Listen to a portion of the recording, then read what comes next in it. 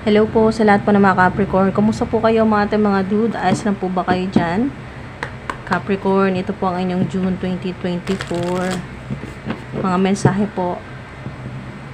Okay, so divine messages mula po sa infinite source, mula po sa spirit realm, mga angelic beings, ngayon pong June sa lahat po ng mga Capricorn. Kasalukuyan po ang ilan sa inyo or maaring ilang buwan na rin po na kayo po ay sobrang stress, na talagang napapakamot ulo kayo or napapahawak na lang po kayo sa noon po ninyo dahil nga talagang halos walang katapusang problema po, no? Or hindi ka pa nakakatapos sa unang problema, may panibago na naman. Ganun po ang nararanasan ng ilan, no? Never ending. Napapabulong ka na lang na ano ba to, wala na bang katapusan to? Pero meron kayong regeneration. Lahat ng nawala sa inyo, nalugi, ano man po ito na kinuha sa inyo, nawala, nasayang, or kalusugan po ninyo na parang nanghihina na po kayo, may regeneration. Sa relationship din po, meron na namang uusbong na pagmamahal dyan, or may pagpapatawad dyan. Magkakaroon ng reconciliation sa ilan, no? Lalo na kung sa pamilya, no? Kasi family tree ang naririnig ko na mensahe dito. So, maari din po na nagkaroon ng away-away, ganyan po, ng samaan ng loob sa pamilya. Regeneration, ibig sabihin ay mabubuhay pa rin po yung concern, yung pagmamahal po ninyo, yung malasakit po ninyo sa isa't isa. So, magkakaroon dyan ng panibago, no? Panibago yan, mga dude, na wow, exchanging gifts. So, maaring kayo po ay ngayong June, may magbibigay po kayo. At napakaganda nito dahil makaka-receive ka rin, makakatanggap ka in any shape or form, regalo, pera, cheque, o mga material na bagay, makakatanggap ka. Mas marami kang matatanggap. Ngayon po, o maaaring may magregalo sa iyo ng pusa, ganyan po. Or maaaring may makita po kayong pusa, kahit saan po, no, mga dude. Yan po ay sign po ng mula po sa infinite source, kay God, sa divine universe, na kung ano man po itong paulit-ulit talaga, no? Ito yung sinasabi kanina, no? Habang nag-shuffle tayo ay paulit-ulit. Walang katapusan, round and round. Walang katapusang problema. Ganyan po. Ito yung regalo po sa inyo, no? Pag nakakita ka ng pusa or yung box po ng regalo, may nakita ka, picture, video, kahit saan po, or may nag-abot sa'yo na may nagregalo sa'yo na nakabox pa talaga, nakabalot pa, no? May ribbon pa. Mga dude, sign yan mula sa infinite source, sa divine universe, na anak, huwag ka nang mag-alala. Kung ano man to na pahirap sa buhay mo na paulit-ulit at para kang nasa parang hurricane, ganun po, na nasa loob ka na hindi ka makaalis-alis, napakahirap, no? Mga dude, ay makakaalis ka na dyan, makakawala ka na dyan, mga dude. Observer, merong nagmamasid sa inyo, nanonood, nakatingin palagi. Yan po, inaabangan yung mga ipopost mo. Meron din na maaring kapitbahay po ito, or nadadaanan mo madalas na nakatingin talaga sa'yo, hindi maalis yung tingin sa'yo. Or sa ilan naman po, kahit saan ka magpunta, may nakatingin sa'yo, nakatitig sa'yo. Mari din po sa ilan na yung mga ancestors po ninyo ay binabantayan ka. Yan po. Mula sa malayo, binabantayan ka. Okay? Hindi ka pinababayaan, pinoprotektahan ka. Kaya, nasa malayo sila, ibig sabihin, kung may mga darating, kung meron man pong paparating sa'yo na hindi maganda, or meron man pong mga tao na hindi maganda intensyon or plano na gawin sa'yong masama, malayo pa lang. Nakaabang na sila eh. Yung mga ancestors po ninyo para protektahan at harangin. Yan po. I-block. So, napakaganda, no, mga dude. May mga nagbabantay sa inyo mula po sa malayo. Okay, so, sabihin na natin spirit realm. Sa other side, pinapanood ka nila. At proud sila sa'yo dahil talagang laban pa rin. Kahit na lagas-lagas na, no? Kahit na hirap ka na sa buhay, na wala na halos lahat. Yan po, mga dude. Lumalaban ka pa rin sa buhay, hindi ka nagpapatalo, hindi ka nagpapatalo sa problema. Okay, tinatalo mo ang problema. Yan po. ang nakikita ng mga ancestors mo, kaya proud na proud sa mga ancestors mo. So maaring ang edad mo ngayon ay 46 or magpo-46, 49 o magpo-49 sa ilan. Maaring sa ilan naman po ay 7 or 9 years na po kayong hirap sa buhay. Maraming problema sa relationship din po sa ilan, kalusugan, mata sa ilan, may problema sa paningin, mata, mga mata.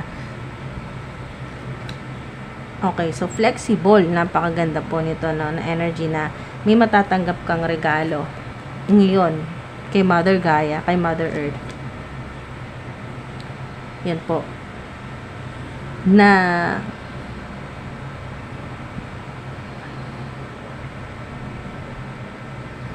ang ilan po sa inyo ay para kayong nasa cocoon stage, wala kayong magawa, hirap na hirap kayo sa sitwasyon po ninyo, sa buhay po ninyo, na para kang nasa loob ng itlog, ganyan po. Pero wag kang mag-alala, ngayong June ay mabi-break na yan, no? Makakalabas ka na. At ito, bottom of the deck, happy, diba? Confirmation yan, wag kang mag-alala. Yan yung gusto sabihin sa'yo ng infinite source, ng mga ancestors mo na, huwag kang mag-alala, magiging masaya ka. Doble ang saya mo ngayon.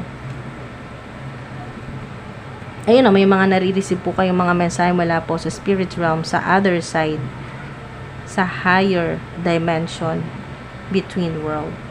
Wow, mga ate, mga dude, maaring sign din po ito na may makita po kayong ibon, lobo, blue dress,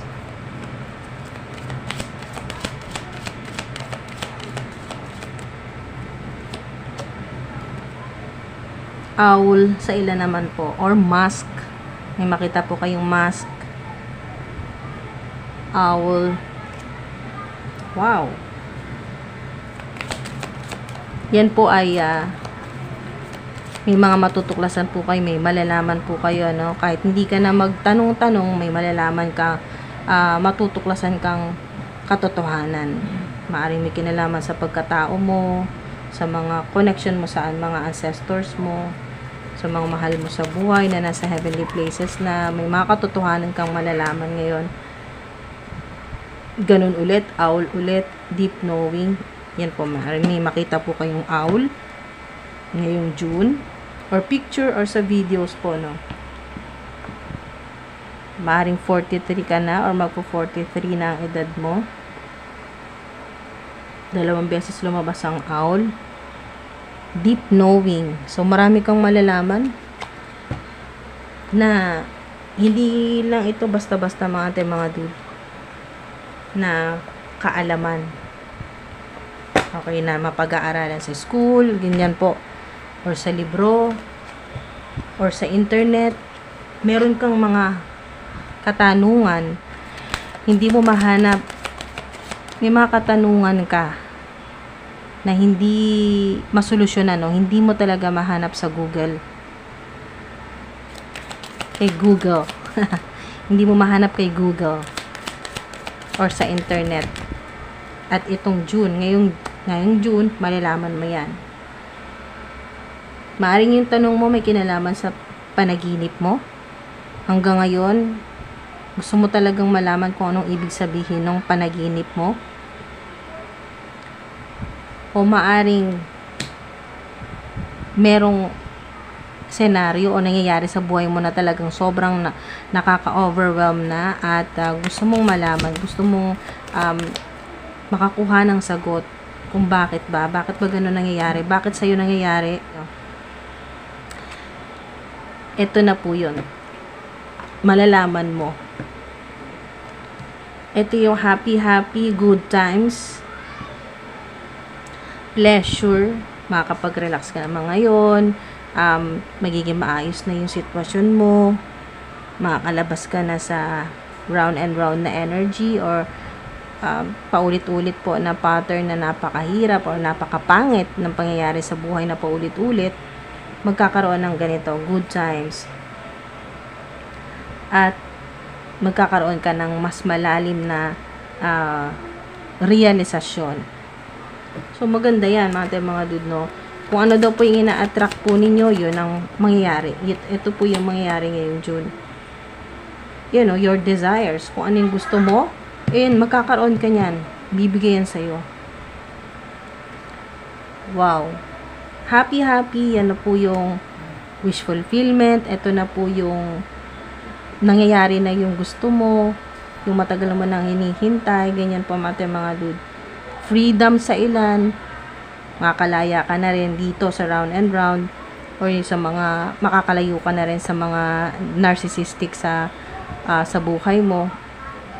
Malaya. Financial freedom din po. Makakalaya ka na rin sa mga loans mo, sa mga utang mo. Mababayaran mo na rin. Gagaan yung pakaramdam mo dyan. So, wow. Kung ano yung desire mo, kung ano yung gusto mong mangyari.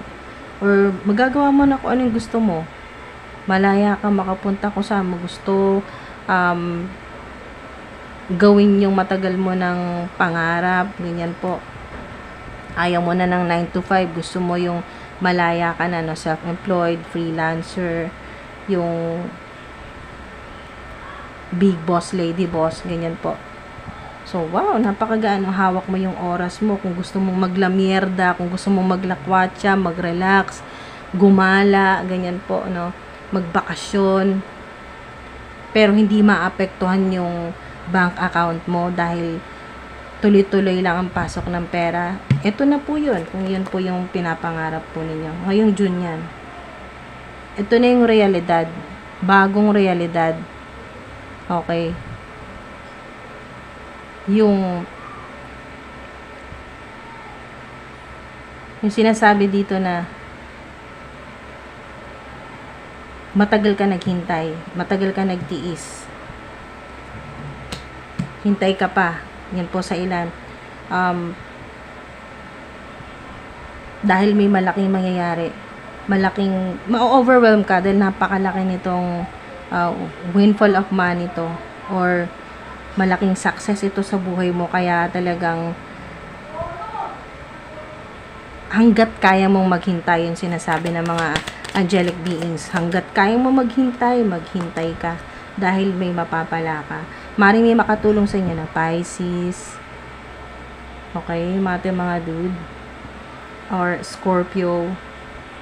Mari din po sa ilan na sa ito na magbabago na po yung buhay po ninyo. Mas magiging maayos na kung may makita po kayong Scorpion or ahas or isda. Ganyan po. Pusa. Meron din pong itlog.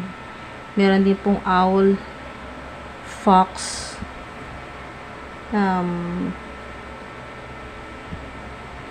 Okay, so iwasan mong kontrolin ang sitwasyon. Ngayon, pag-aralan mo kung paano mag-let go at iibigay mo na sa infinite source, sa divine universe. Lahat ng mga hindi magandang nangyayari sa buhay mo na, lalo na round and round, no, paulit-ulit, ay ibulong mo, sabihin mo sa infinite source, kay Mother Gaia, na i-recycle na. Okay? Ibigay mo sa kanila lahat-lahat ng problema mo.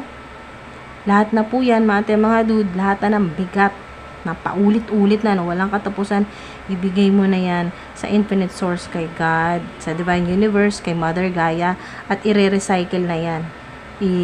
Para may recycle, ibalik sa'yo na ganito na magpapasaya sa'yo lahat. Lahat ay pabor sa'yo, lahat ay dadaling ka kung saan ka magiging mas mayaman, mas magiging magaan ang buhay, yung laging may solusyon, kung may problema, may konting problema o conflicts, laging may solusyon agad. Yan po mga dude. At maging matinding protection mo ito. Akalain nyo na yung negative energy o anuman po ito na toxicity ay mare-recycle at matra-transmute po ito, no, magbabago at babalik po sa inyo, na lahat ng gagawin mo, ultimong paghinga mo, ay ang balik sa iyo ay infinite abundance, huge amounts of money, makareceive ka palagi, lagi kang makakatanggap, dahil din naman sa bigay ka rin ng bigay, mahilig ka rin namang mag-share, magbigay, kaya exchanging gifts, kada magbibigay ka, laging may babalik sa iyo. Hindi mo naman kailangang ipaalala sa infinite source na, nagbigay ako O bukas o mamaya kailangan meron na. So yun po, iwasan nyo po na magkaroon ng connection sa resulta. Na iisipin nyo lang palagi na lahat ng mga negatibo na nangyayari sa buhay po ninyo ay i-recycle ng infinite source ni Mother Gaia. I-recycle ito, gawin itong positibo, high frequency. Yan po. At at magbigay sa iyo ng magaan na pamuhay. Swerte, lahat ng gagawin mo, swerte, magaan, magdadala sa iyo ng prosperity, ganyan po, ng abundance, ng success, or kung ano yung desire mo, kung ano yung gusto mo. So, maganda yung mensahe sa inyo mga dude. Okay, so isarado natin ang reading po ninyo. Wow. Have courage to ask for and accept help. Yun, wag kayong mga dude, kung may problema kayo ngayong June, wag kayong mahihiya na humingi ng tulong. Yan po, sa mga tao at sa mga anghel, sa infinite source kay God. Huwag kayong makakalimot na humingi ng tulong.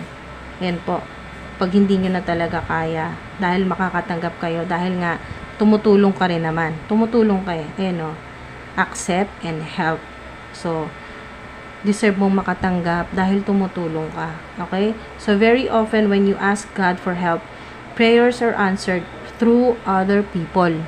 So, sinasagot ni God ng infinite source yung dasal mo, yung hinihingi mo sa Kanya, kay God, sinasagot yan agad. Pero sa pamamaraan ng pagtulong naman sa'yo ng ibang tao. So, kailangan tatanggapin mo yon. So, be sure to accept this assistance. Yan po. As well as give it to others as you are guided. So, makakatulong ka, yan po, tinutulungan ka, tatanggapin mo yung tulong ng ibang tao, dahil yun yung paraan ng infinite source ni God para matulungan ka. Tatanggapin mo yung tulong ng ibang tao, at pag may kakayahan ka na rin, ikaw naman ay tutulong din. So, kaya pala, exchanging gifts, wow, napakaganda na. Nagkaroon lalo ng sense yung sinasabi dito ng angelic beings na exchanging gifts. Kasi talagang sobrang synchronized, no? Accept, help. Yan, accept at tumulong din. At magiging happy-happy. So, doble-doble. Maaaring madalas yung pumakita, no? 222. Ganyan po. Or 222. Or madalas yung pumakita ngayon ay 2. Angel number 2. Yan po, lagi pong doble. Doble ang tawa mo. Doble ang matatanggap mo. So, kung sa ilan ay yung hirap po ninyo ay talagang nagkakadoble-doble, no, patong-patong. Ngayon naman po yung mga matatanggap po ninyo na blessing, milagro, or abundance or mga regalo ay doble din po. Alright, so mga dude, sana may nakuha po kayo dito kahit paano. At yan po, wag po kayong titigil ng yung mga manifestation po ninyo, money mantra, positive affirmations po ninyo. Wag po ninyong bitawan yan dahil nandito ka na eh. Ito na yun eh, mga dude. Kaya narinig ng infinite source ni God yung hinihingi po ninyo eh. Sa iba't ibang paraan, nakikipag-communicate ang mga angelic beings, ang infinite source, dahil pinadala niya na yung tulong eh. So, maring kasi sa ilan ay may tulong na maaring nagse-self-sabotage ka or skeptical ka na ito na ba talaga yung sagot ng infinite source ni God? Ito na ba yun? Bakit parang hindi naman tulong dahil hindi naman binigay sa'yo? Maari kasi na humingi ka ng tulong kay God sa infinite source at ang tulong na natanggap mo ay pinautang ka. So, ang sinasabi dito ay kung yan ang tulong na dumating sa'yo, accept, tanggapin. Yan po mga dude. At kung may kakayahan ka na, ay tsaka mo bayaran. Yan po. At kung may kakayahan ka rin na magpautang din para makatulong ka rin sa iba. Yan po mga dude. Ay eto na yung sinasabing exchanging gifts. May nagpautang sa'yo, magpapautang ka din. Yan po, kung may kakayahan. Hindi naman po ito pilitan mga dude. Parang eto na rin po yun na tinulungan ka, may tumulong sa'yo, tutulong ka rin. So, hindi mo obligasyon, sinasabi dito ng mga ancestors mo, hindi mo obligasyon na tulungan lahat, lalo na kung wala ka pa namang kakayanan makatulong. Yun po ay kung meron ka ng sobra or kaya mo na. Ayan po. At yung sinasabi dito na have courage to ask, ayan po ay lakasan mo yung loob mo. Kung kailangan mo ng humingi ng tulong, ay lumapit ka rin sa ibang tao. Hingi ka ng tulong sa ibang tao or sa mga tao na malapit sa'yo. Ganyan po mga dude. Asking for help is a sign of strength as is accepting it as it is offered to you. Yan po mga dude. Yung sinasabi na ayaw nyong tumanggap ng tulong sa iba dahil nga baka balang araw dumating yung panahon na susumbatan ka, may malaki kang utang na loob, ganyan po mga dude. Isipin nyo pa rin po na kailangan mo pa rin ng boundaries, healthy boundaries, kasi malalaman mo naman yan, kayo po ay highly intuitive, malalaman nyo kung sinasamantala na ba or sumusobra na, ganyan po, or ginagamit ba yung utang na loob mo para mabaon ka sa utang. Depende po yan sa sitwasyon mga dude. Kaya gamitin nyo pa rin po yung intuition po ninyo, malalaman nyo naman po kasi kung genuine talaga ang tulong or hindi, or tinutulungan ka dahil po may masamang intensyon sa'yo. Malalaman yan dahil malalaman mo kayo po ay extremely protected at divinely guided po kayo. Huwag po kayong mag-alala at ibigay nyo po lahat ng alalahanin at takot po ninyo sa infinite source kay God at magiging maayos po ang lahat. Yan po mga dude.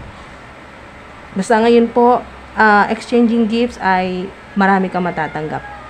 Yan po mga dude. Doble ang tuwa mo diyan, doble ang saya mo. So ingat po kayo palagi mga dude. Maraming salamat po.